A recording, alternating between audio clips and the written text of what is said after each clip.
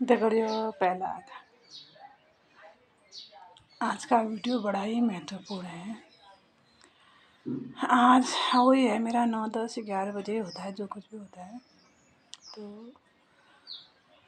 दिया बातें किया और इसके बाद मैंने अपने ही जीवन से अपने ही कुछ सवाल पूछे कि खस्ती तेरे साथ इतने सारे, क्योंकि जब से मैंने अपने पैरों पर चलना सीखा तब से संघर्ष शुरू हो गया था। तो ठीक है भाई, माँ बाप बेचारे अब 6-7 बहनें घर के अंदर हैं और पिताजी बेचारे बूढ़े और बीमार अवस्था में थे। और भगवान की कृपा रही कि बचपन तो ठीक ठाक ही बीता। पिता के पेंशन का सहारा था, दीदी नौकरी वाली थी और पीछे से 4 भाई खड़े थे। ठीक ठाक ही चल ही रहा था। शादी के बाद मैंने देखा, शादी के दिन से ही हो गया शुरू है। शादी का वो कदम मैंने अंदर क्या रखा, उसी दिन से संघर्ष खड़े हुए। तो ये बताई जा, तेरे साथ कौन था? उस जिस परिवार में तू ब्याह के गई थी वहाँ कौन था? तो ठीक है, मायके में तो माँ बाप का फर्ज होता है बेटी की शादी करना, उन्होंने किया, कन्यादान किया। भाइयों का काम था सपोर्ट करना, उन्होंने किया। और बहनों का काम था खड़ा होना, तो वो भी खड़ी तो थी। लेकिन शादी के दिन से ही संघर्ष हो गया था शुरू। तो उस जीवन में 2-3 तो ऐसे लोग थे जिन्होंने सारे गांव में एक पोस्टमैन का काम करके आग की तरह बात तो फैला दी है।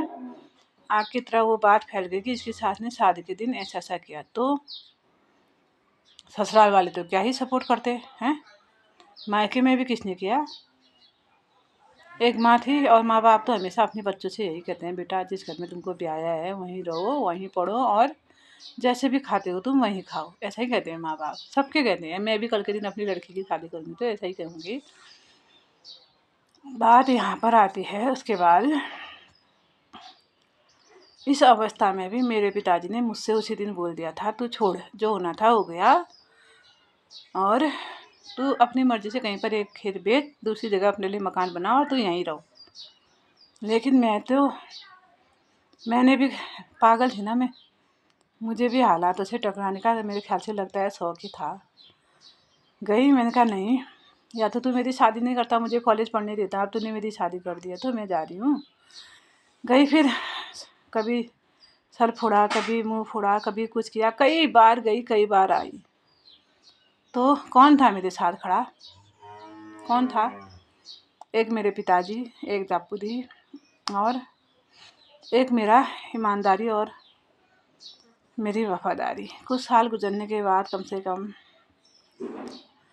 18-19 साल के बाद, ये भी मेरे साथ आ गए थे। फिर परिवार के खिलाफ मेरे लिए खड़े हो गए थे।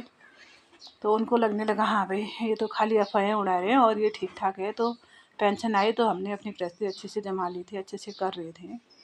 और बच्चों की बीमारी वगैरह भी लगी हुई थी, उसमें उस पर भी जा ही रहे थे, उस पर भी कर ही रहे थे। लेकिन आहा, कोई खड़ा नहीं था, ना उधर ना इधर। इस वक्त भी दिया बातें चलाने के बाद यहाँ बैठे हो ना, सारे लोग तो एक से नहीं होते हैं, है ना। इक्का दिक्का कोई बेचारे विश्वास से बिल्कुल मेरे साथ खड़े होंगे, करते हैं आज, मतलब दूसरों के परिवार में इंटरफेयर तो कोई नहीं कर सकता है, लेकिन फिर भी बाहर से वो ढांढस बताते थे। वो लोग भी मुझे याद हैं, जिन्होंने मेरी मदद की वो भी मुझे याद हैं, है ना। और जिन लोगों ने मेरे सर पर दुख के समय पर हाथ रखा वो भी मुझे याद हैं। और जो लोग चुपचाप खड़े तो हो गए समाज के सामने, खड़े हुए पीछे से भाग गए, मतलब उनके मुँह से, मेरे उस समय में उनके मुँह से ये शब्द भी नहीं निकला कि हाँ भाई तू बैठ, पीछे से हम खड़े हैं। कभी कभी इंसान के इतने शब्द भी किसी के लिए करोड़ों के खजाने से ज़्यादा काम करते हैं, है ना। इसलिए मैं आप सभी सज्जनों से, सभी मित्रगणों से ये निवेदन करती हूँ, जब इंसान दुख में हो तो कुछ नहीं कर सकते, पैसा नहीं देना है, प्रॉपर्टी नहीं देनी है, मत देना, कोई बात नहीं, लेकिन मुँह के बोल दो। अगर वो रिश्ते में आपकी बहन लगती हो, साली लगती हो, हैं, बुआ लगती हो, भाभी लगती हो, मामी लगती हो, कोई भी रिश्तेदार अगर तुम्हारी लगती हो, उसके घर में उसका कोई सपोर्ट नहीं है, मायके से कोई सपोर्ट नहीं है, तुम उसके सामने खड़े होकर इतना भी कह दोगे कि हाँ भाई जैसे निभा सकती है तू निभा, पीछे से हम हैं, ये शब्द उसके लिए करोड़ों की प्रॉपर्टी से ज़्यादा काम करते हैं। ये मैंने अपने जीवन में अनुभव किया है।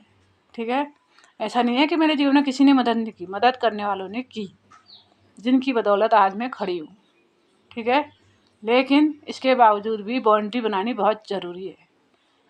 एक बार जब तक जीवन में तुम छटनी नहीं करोगे ना, तब तक तुम्हारा मार्गदर्शन हो ही नहीं सकता है। छटनी करनी बहुत ज़रूरी है, और अपने कर्तव्य, अपने वचन और अपना मार्ग हर हाल में पूरा करना ही करना है। बस धन्यवाद, धन्यवाद, धन्यवाद।